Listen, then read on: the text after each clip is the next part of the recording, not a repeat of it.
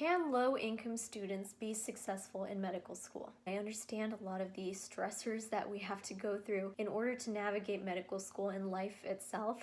There are advantages and disadvantages to being a low-income student. Some of the disadvantages are more obvious. For example, loans don't necessarily cover the full cost of living. Not having a job and being able to afford rent or even a living. So I know it can be quite heartbreaking being 20-something years old, not having a job, still being in school, not being able to feed your family members who are struggling to survive. Also not having resources like a lot of your peers might have, like private tutors, or having difficulty affording the resources that you'd like to have because a lot of your loans do go towards the cost of living, and then you only have a certain portion left for your school supplies, things like that.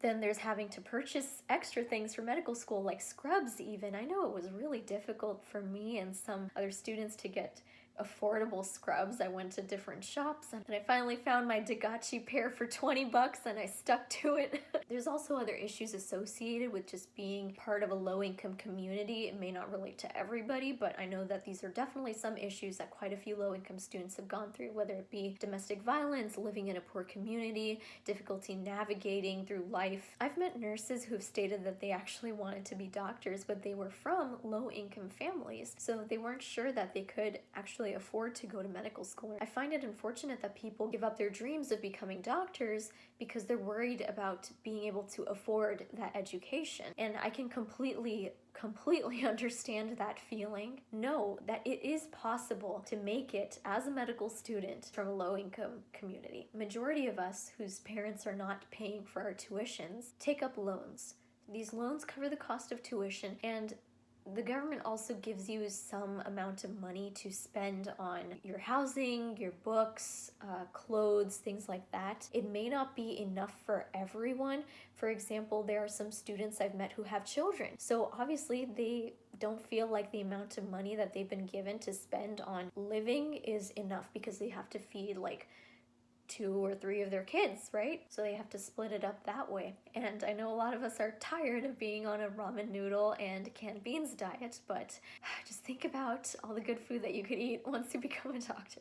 And it doesn't always have to be that way. You could afford healthy meals on a budget as well. It's not impossible. And you can request more too. But just know that if you request more, there's interest that you have to pay, and the more loans that you accept from the government, the higher the amount you'll have to pay later on if you cannot pay it at the moment. So that can get a little complicated, and it's best to talk to your financial aid counselor before you start medical school so you have a good idea of how everything works, because you have to do some research to figure out how much money you're going to get in loans, how you're going to allocate the amount that you get for your living, etc. So these are definitely things that you need to take into consideration, preferably before you enter into medical school, so you don't have to worry about it as much while you're there. However, there have been some advantages to being a low-income student as well. For example, the strength and perseverance that you have gained throughout your life to come to this point where you are in medical school. Studying to be a doctor is pretty amazing. And I know some of you are like, yeah,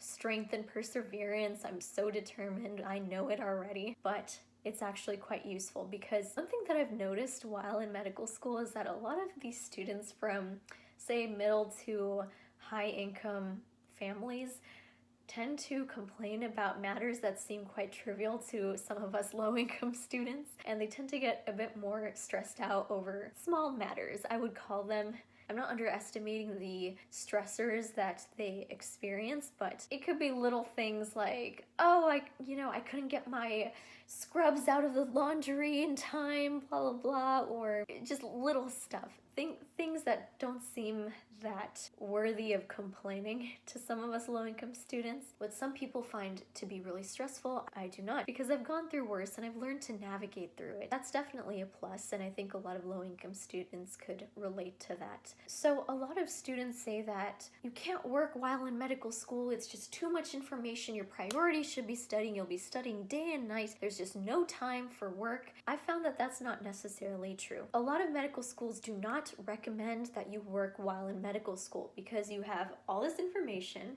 a short period of time, that you need to understand and retain that information. You want to do well. That's your top priority, is getting through medical school, doing as well as you can, getting good grade. But if you're a low income student, I understand that you have your family to take care of back home, or your own self, and you need to have that little extra dinero in order to survive, right? So mentally, at least, how do you deal with being a low-income student? There are people around you, they wear all these fancy scrubs, they have these nice professional-looking shoes and outfits, and they're able to afford all of these private tutors and other materials that you need. How do you deal with it mentally? Just feeling that you are disadvantaged from the get-go. Well, you've gotten this far.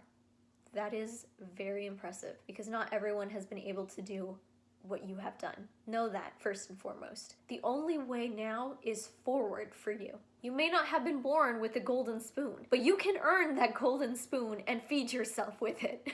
I know it sounds silly, but you have this opportunity to make your life a better one, better than it used to be, to make the lives of the people that you care about better. So focus on your studies, move forward. It doesn't matter how many struggles you go through, how many stressors come your way, how many obstacles come your way, get to that point. There have been people I've known who have taken breaks during medical school because of issues that have come up in their lives. They'll take a break from medical school, but they'll come back after fixing whatever problem they've had, or fixing some of it, but they'll come back and continue medical school and finish till the end. Do not despair if you have to take a break from medical school, if you have all these issues that pop up that you didn't expect to have. Do not despair, because you can still achieve your goals and dreams of becoming a doctor and getting to a better place. The road in your life may not be straight, but even if your path looks something like this, you can still get to the point that you want to get to.